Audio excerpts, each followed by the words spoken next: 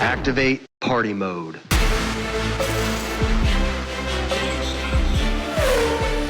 A-firm, party mode engaged. Hello and welcome to Party Mode, the F1 podcast with no limits. I'm Jethro Bovingdon and I'm joined by my good friends Matthew Collins and Charlie Curtis. And this week we are commiserating about being the only people in the community of F1 who haven't seen the movie. But I think we should maybe kick off with imagined reviews and then see how they compare to our real reviews after we've watched it. So I've read so many conflicting reports, so I'm intrigued about where this is going to go. I just looked this morning and it is sold out. Like I was looking at an IMAX at Universal, like maybe other theaters, but IMAX, the only thing that's available is the first 3 rows of an IMAX, which is neck breaking. It's probably not going. I'm not going to go to the first 4 rows of an IMAX. That's a rough watch. So when are you looking like you might be able to go? Like probably the week after when it's maybe slows down a bit. Well, I have some news. I'm going to see it tomorrow night.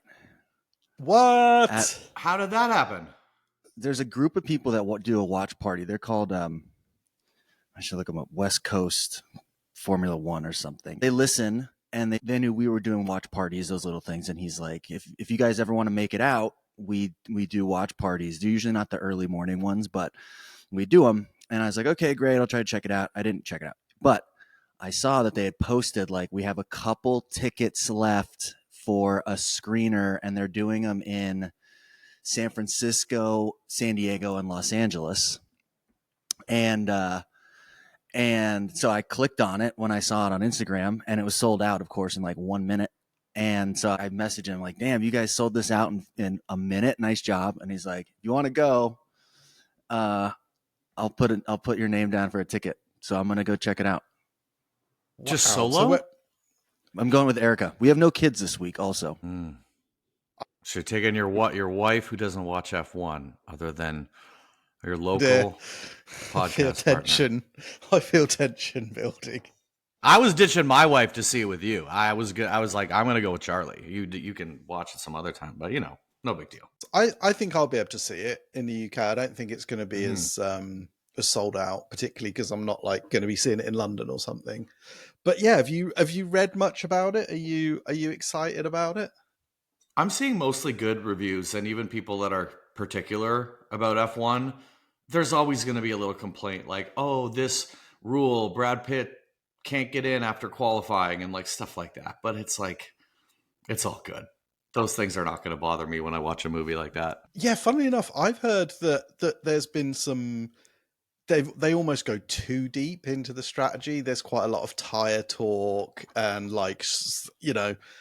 strategy meetings with the drivers and stuff. And some people have been like, "Oh, I wonder if they're trying to be so authentic to people who love F1 that they've forgotten that it really should just be a film about speed and excitement, and that we just want to see the cars doing cool stuff, basically." Yeah. I think it'll be good. It'll be like any cheesy action movie. I think a pretty predictable plot line, but great racing action. I think. I mean, seeing how many tracks they were at and all the time and effort they put into making the cars look and feel as realistic as possible, I think it'll be cool. Yeah, I heard. I didn't listen to it, but Dax had Brad Pitt on finally, didn't he, on his show? So I think it's today. Today, maybe. F1. Yeah, is it coming out today? Yeah, I think so I today or assume that's tomorrow. to do with Or something. it. Yeah, I think we got Brad Pitt next week, but we'll confirm we that do. at some point on social media. We wanted to do it after the premiere, after its release date. We didn't want to. I don't know about you, but he's been bugging me via text for weeks now. It's kind of like we haven't had time. There's so much race to talk about, so we're like, Brad's got to wait. Yeah, it's time. Wait till it's a dead weekend. Yeah. Okay, well, I'm going to give my prediction, which is 3.5 stars. Out of 5 or 10? Out of 5. Okay. So I think Brad's going to be great. The on-track action's going to be great, but I think it's going to slip into the realms of ridiculousness towards the end, just because it sort of has to, doesn't it? So I think 3.5 stars, a solid 3.5 stars.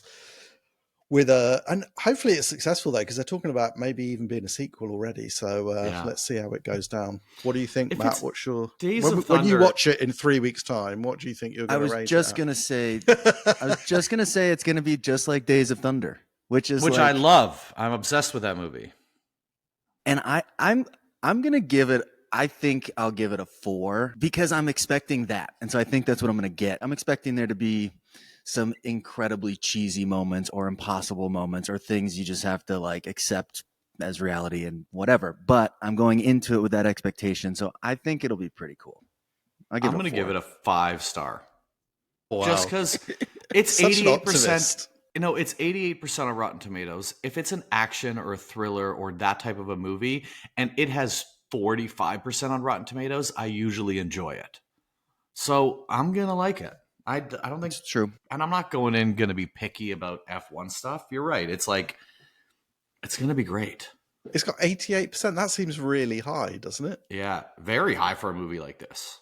High for any movie. That's like top of the charts on Rotten Tomatoes. Maybe F1 are buying their way to great reviews as well. Who knows? But it They makes are sense. doing There a should great be. job. They are. The premiere.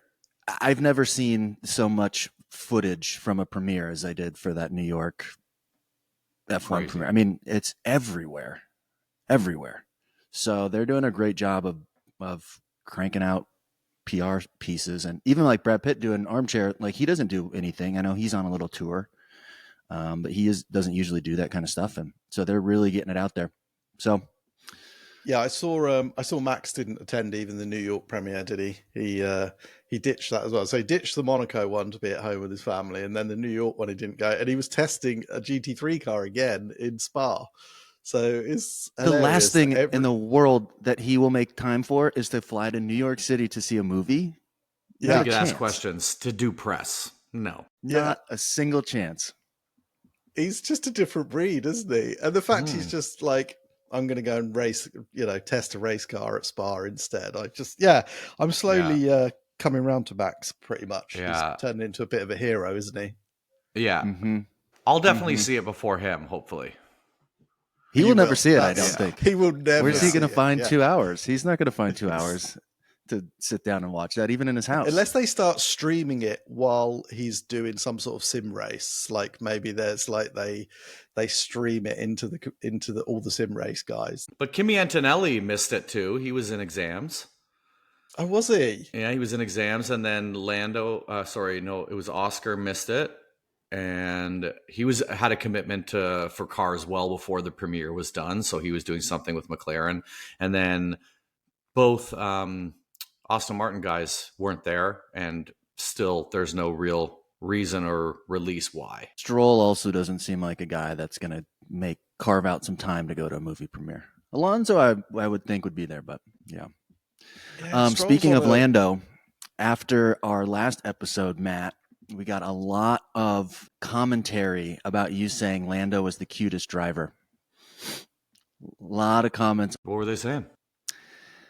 that you're wrong. Who do they think is the cutest driver? Got a lot of Leclerc. I was going to say Leclerc, yeah. Yeah, Well, that was. But also, let's make this different. I'm saying he's the cutest. Sexy would be Leclerc. Like, there's a different verb that we're using for each one. There's different, Like, I yep. think there's Yep. I think Lando is that like cute. He's not cute like Antonelli is. He's like young man cute. He's not handsome. I think honestly, weirdly, I think handsome goes to like Nico Hulkenberg. He's like got that nice square jaw. He's like You have handsome. a thing for him. You have a thing. I for think he's Hulkenberg. underrated. I don't know what it is about him. Yeah. But his style, I don't like the way he dresses. Once Matt saw that shimmery suit, he was all in. That was it. Love Yeah, a he was glitter like, this is suit. it. Love a mismatching shirt and disco suit.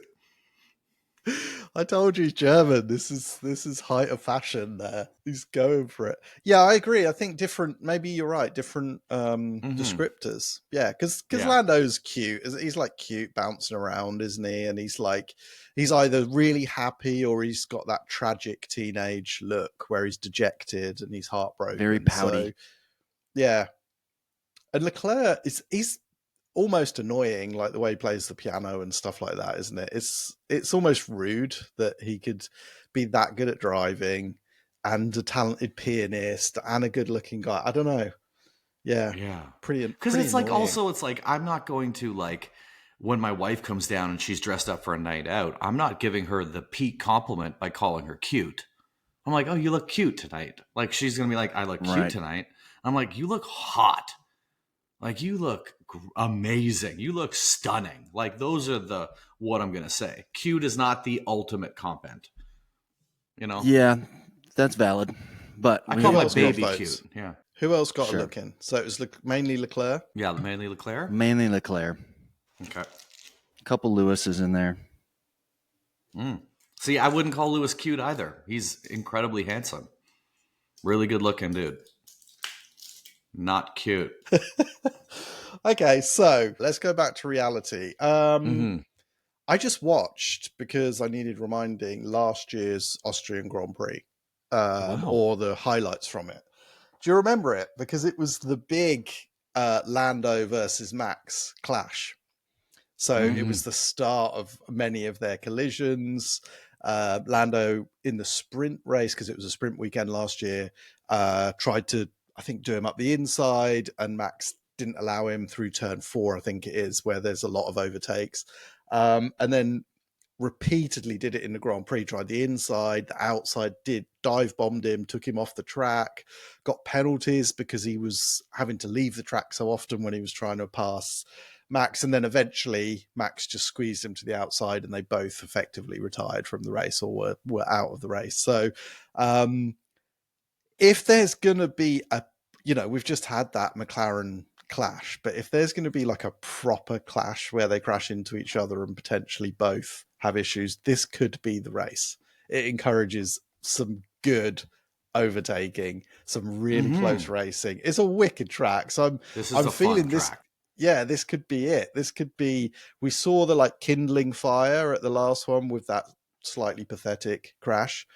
I'm saying this could be the big one. Do you think he's going to be a little bit more cautious? No, I think the opposite. I think he's going to overcompensate, and he's going to be like, shit, now I really need to put Because he my knows foot he's down. done. He's kind of like out of the championship, so he's like, I got to make some serious risks to get back here now. He can't be second anymore. It's too late for that. He's got to play from behind, as opposed to Oscar can play from the front, and he can manage it, and he can be a little less aggressive if he wants to. But yeah, I think Lando's going to keep spiraling. I agree. I think he's got to go. He's got to exert authority now, hasn't he? Because it's almost too late for the like 1 point here, a couple of points there. He needs to properly prove his dominance in the team again. So yeah, I think it could be quite aggressive. The last crash, though, was so one-sided. Like, it was just Lando ran into him. I'd like to see if they are going to come together. I'd like to see it on both ways, kind of like we saw Max and Lando last year. Like, I want to see them both going a little too aggressive and then something spectacular. Yeah, it needs to be big. It needs to be big. It needs to be bodywork flying off. It could do with like helmets being thrown in the garage, and like it needs to be proper. I think we need one of those. So, but yeah, this could be it. I think in Red Bull's backyard, Max is going to be up there. He'll be antagonizing them. He'll be winding Lando up. I think it's going to happen. Do you think we'll see any team orders from McLaren to swap drivers, or not yet? There's so much chat around team orders. Everything I watch or listen to is about team orders. I don't see how you can. When you've got the top two guys who are fighting it out in the championship, the car's so far and away, it looks so far and away better at the moment that the drivers aren't going to buy into the fact that Max could come storming through or Russell could come storming through. I just feel like even though the McLaren guys are pretty well behaved and they play the team game, at this stage, I cannot believe that if, Stella or Zach Brown came on the radio and said, you've got to move aside for Oscar, that Lando would do it, or vice versa. You just wouldn't do it. Yeah. I would be gutted if they did, to be honest. One more finish like Canada, and it might change a little. I mean, but at that point, he's so far ahead. What's the point? let's say Oscar Yeah. gets like another 15 points. Like at that point, if you're Lando, you're like, no, because I want to stay at least as close as I can in case Piastri has an engine failure or a couple of bad results or a couple of crashes in a row. He's got to stay within touching distance. I would be really gutted if they did team orders this year. It seems the year to let them race. Yeah. Yeah, Toto's saying that's the problem. He's come out and said they need team orders over there. And McLaren's obviously doing something right, and it's working. I think maybe they can handle it. Lando can't, maybe, but Oscar can. I mean, unless it's written explicitly in your contract that you're not the number one driver, on what grounds can they give you team orders? Like, I'm intrigued to know. It's almost like an unwritten rule, but it's not like these two couldn't get a job somewhere else. Doesn't matter how pissed off the team are with them. Let's say Lando went against them and there was a big fallout. He could walk into another team tomorrow. You know, he's a great driver. When push comes to shove, they're not going to cut him. Like they're going to try to figure something else out to make it work. Because he's one of the best drivers on the grid. There's not a lot of other options that are better. They want him. They need him. Yeah, they do. I really hope not. I think it's, let them race, let them crash if they have to on occasion. If things get really tight and Red Bull suddenly turn it around, maybe it will be more difficult. But yeah, at this stage, it's too early. Well, there's still I know we've been through a load of races, but there's loads of races left, aren't there? Yeah. Mm-hmm. Yeah. Yeah. And they both have a chance at it. I tell you what is interesting is that, they do the young driver tests in free practice 1 and stuff. Mm-hmm. We got the first Irish guy, right? Yeah. So Alex Dunn, who's leading F2 at the moment, he's going to replace Lando in free practice 1, which I think is quite a big deal because the drivers really complain that if they miss out on even an hour's track time, it puts them on the back foot and they struggle with setup and all the rest of it. So that must sting a little bit as well. I'm sure it was planned a long, long time in advance, but that must sting a little bit. He must feel like the world's against him a little bit at the moment. He's not even the sexiest driver in F1, apparently. So no, he's the cutest, not the sexiest. I bet too that they did plan it forever ago, and the thought was Lando will be winning by so many points, and he'll be comfortably ahead. He won't care as much. Blah blah blah. We'll give this new guy his seat for FP1. And now Oscar needs more practice time. Yeah. Yep. Nope. And now that's not the case. And Lando's probably not too thrilled about that. So I wanted to talk about Valtteri, but I'm sure that's going to come into pulp, isn't it? But I got some track facts of this race. Yeah, let's do some Austria track facts. Then we'll do our P10 predictions, and then we'll get into the good stuff. All right. So this is in Spielberg, Austria, the Red Bull Ring, deep in the Styrian Hills. It is called the Red Bull Ring. The lap length is 4.318 kilometers, 71 laps. The race distance is 306 kilometers, 10 corners. Elevation change, there's 69 meters, which is the most dramatic on the calendar. Speed and lap times, fastest lap record is 1 minute and 5 seconds by Carlos Sainz. The average lap time we're going to see is 1 minute and 6 to 1 minute and 7. Super short lap, tight field, high pressure, 3 DRS zones, great overtaking, braking battles, long straights, classic F1 chaos. Tire strategy generally is medium to hard compounds are favored. Tire wear can spike with heat and elevation. Pit stop timing is crucial here with such a short lap. And track history, first track race right here was in 1970. Multiple name changes over the years. Max Verstappen has 4 wins since 2018. And so he's still the king of this track, but we will see. Yeah, and it's going to be hot because Europe is baking. Even the UK has been baking hot. It's been like obscenely hot. So Europe's on fire at the moment. So it's going to be super hot, which normally plays into McLaren's hands. So much as I predicted a crash, I'm going to give it to Lando. He needs some love. I'm going to say Lando's going to win. And I'm going to go. Can I do my P10? Is that all right? Mm-hmm. Yeah. I'm going to go Ollie Behrman for P10. I don't know why. He seems to be like hero or zero almost, Behrman, doesn't he? Like he either gets it up really high, way higher than you think, or he has a bit of a nightmare and struggles. But yeah, I think Behrman, why not? I've been so bad at this game anyway. I might as well go out of the left field this season. I like it. Matt, go for it. I'm gonna go Oscar. Weird. And P10, I'm gonna go the most handsome man on the grid, Hulkenberg. Oh my God, you love this guy. You would make a good couple, actually. You would make a good looking couple. I think it would work. I can see that. All right. I'm going to go, I'm going to go Leclerc for the win.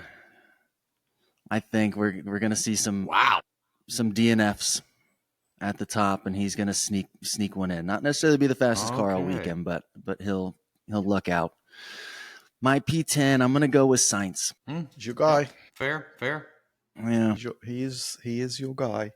Okay, well, let's see. I mean, we might get lucky. Who knows? Matt's been pretty good at this game. We'll see. Not last week. So we have some Pulp from the Paddock brought to you by Badger Hot Chocolate, protein hot chocolate for your children. I don't know how I did that. Yeah, you should record something for that, Charlie. You should actually record something, a jingle. Why not? We got no other sponsors, so let's just make them up. Yeah. Loads of kids happy playing in the background, parents feeling proud, stuff like that. Yeah, you got to get one of your kids to record it. That would be great. Okay, so we have what Jethro was talking about. We have this cryptic Cadillac post with Valtteri Bottas just walking up to a Cadillac. He's like, "Oh wow, does that have 2 seats?" And goes inside, and he's like, "Oh, are these seats free?" And he's like saying how good this seat would fit him. And it's very weird.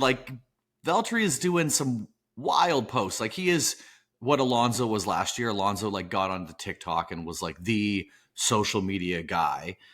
And then this year it's Bottas because that's really what he has to do. But every post is hilarious. I don't know. Do you think it's actually or he's just trying to kind of let Cadillac love him? I think it's for real.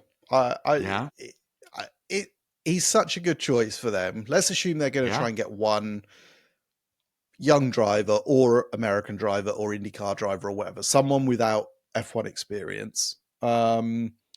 If you're looking for someone with experience and a proven speed, you'd go Valtteri, wouldn't you? And I think he's a better character.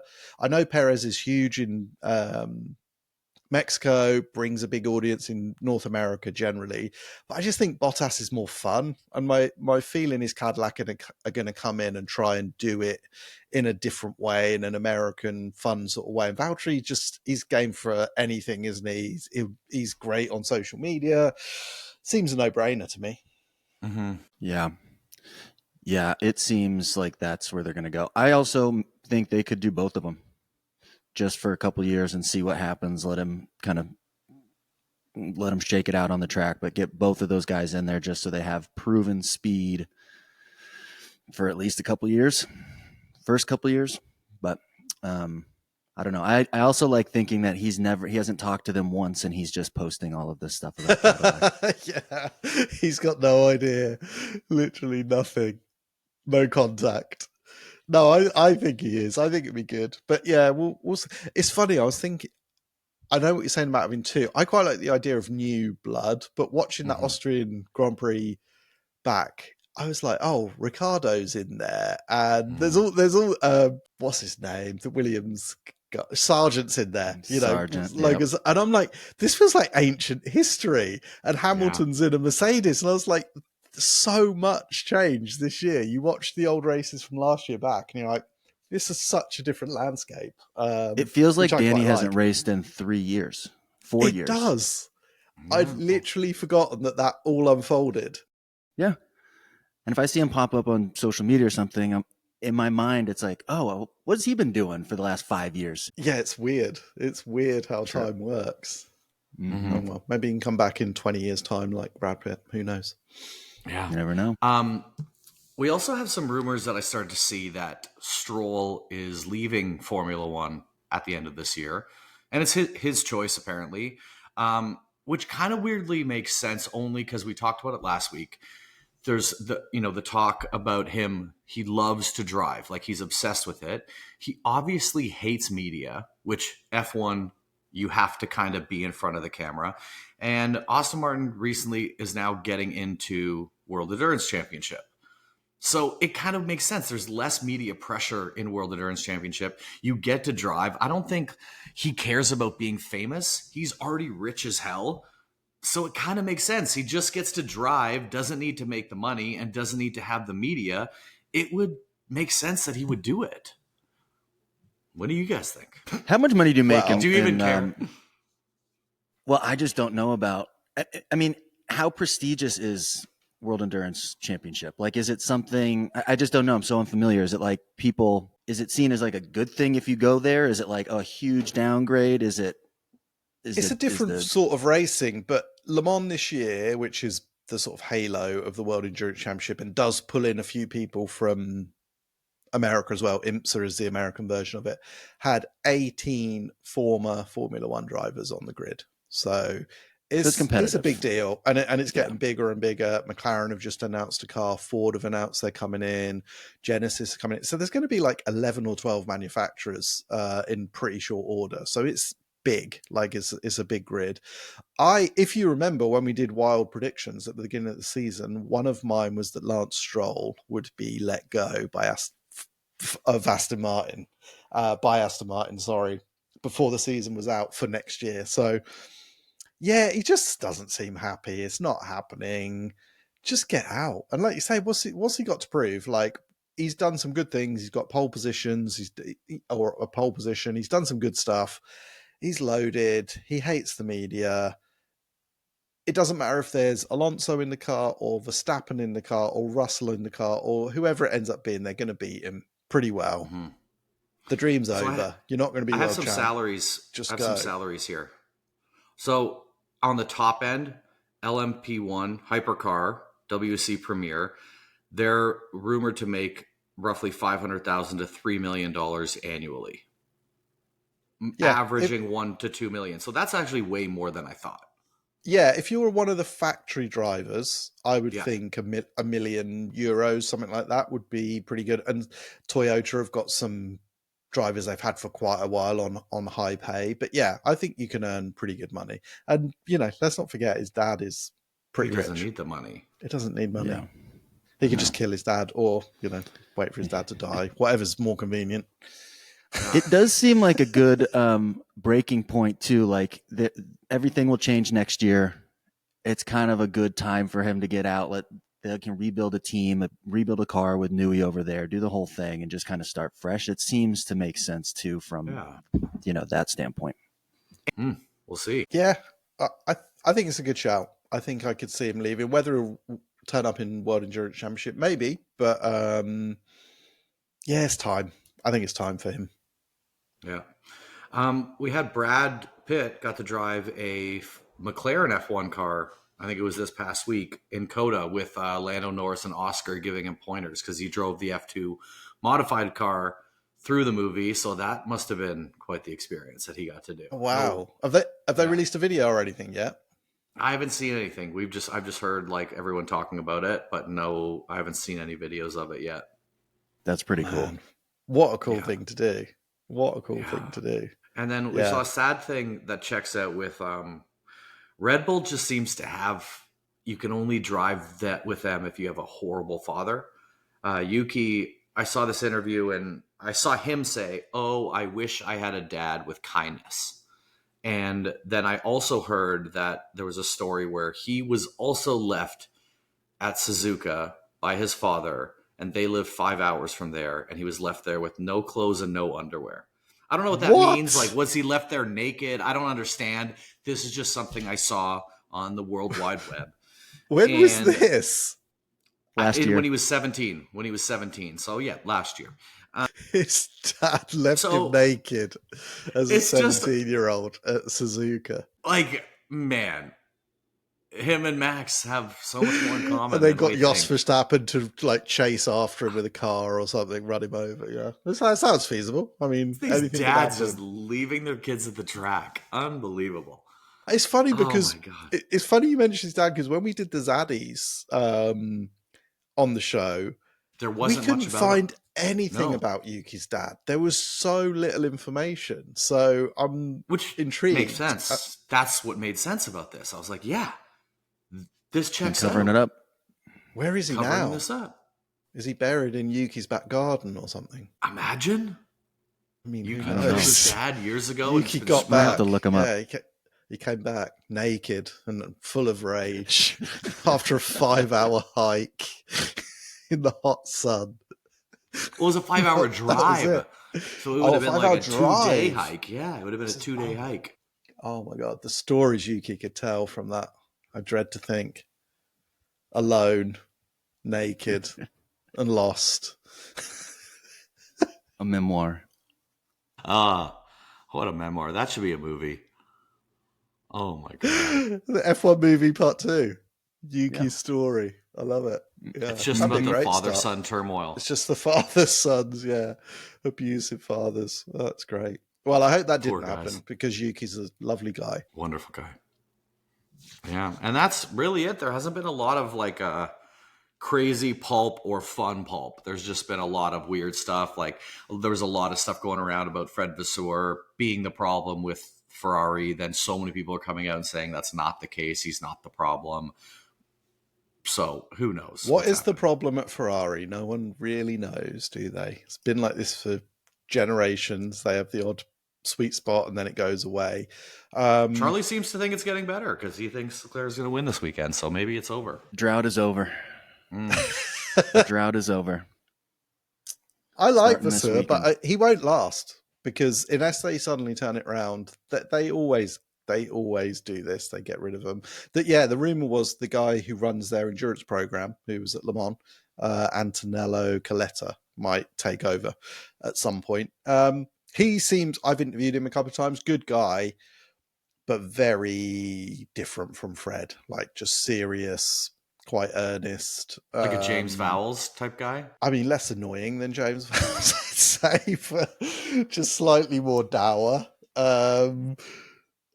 Yeah, just very serious guy, and which is maybe what they need. But I think I they think need that's a what they bit more need. charisma. But don't they just? I like that Fred Vasseur charisma. Like I like that about him. He's a dude. I like watching it, but I don't know if it's working.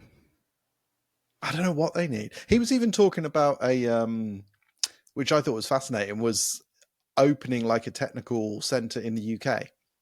So because it's not the only because of Sauber, but it's of all the leading teams are basically based in the UK in all within probably 30 miles of each other. Crazy. And so there's this whole expertise, like there's huge amount of knowledge in this part of the world, and Yeah. I guess people have families and everything, so they move between Red Bull and Mercedes, and there's all this huge talent pool which Ferrari don't really have access to. You can get the big guys that you'll pay huge amounts of money to, and they'll move their families. But if you're just talking about, general staff, how are you going to attract them and all their family and kids? And these are normal people earning normal sums of money, but they make a huge contribution to the team. So they've talked about that. They did it once in the past. They had like a satellite design office, but it was during a period of when Ferrari was really in bad shape, and the engine people blamed the chassis people, and the chassis people blamed the aero people, and it was a disaster. But maybe these days, with technology allowing easier communication between people, etc., it could work. It's no different from Mercedes power units being in one building, and they're a good 35-40 minutes from Mercedes chassis, but obviously that works. What difference does it make if it's a couple of hour flight, if you're on Zoom or whatever anyway? So maybe that's something they'll look at. But yeah, that was the last rumor that I heard. It's possible. I could have got Adrian Newey that way. Start a little office for him, little windowless office that he could sit in for 18 hours a day, thinking up ways to beat everyone again. Loves it. I guess the only other news was that Liberty Media is now going to buy MotoGP as well, GP, right? yeah. Yeah, I saw so that. yeah, they got approved by a European Commission or whoever it was to make sure it wasn't a monopoly, which it sort of is. But they bought 86% of Dorna, who have the broadcast rights to MotoGP. So yeah, be interested to see what happens with that as well. And You think they'll do a Drive to joint. Survive type thing? I'm sure they will, yeah. And it'd be cool if they did some sort of crossover joint type thing, wouldn't it? They could be some Have them really both cool on track at the promotional same stuff. time? Yeah, maybe. Some MotoGP bikes lane splitting F1 cars would be the graddest thing I've ever seen. Yeah. If you're a MotoGP rider, would you want to be going into a braking zone with Max Verstappen next to you, though? It might be... Those guys are think insane, twice though. about it. Those guys are completely insane. The fact that they all have broken just about everything you can break, and they're just strapped back onto that bike as soon as possible. They're insane.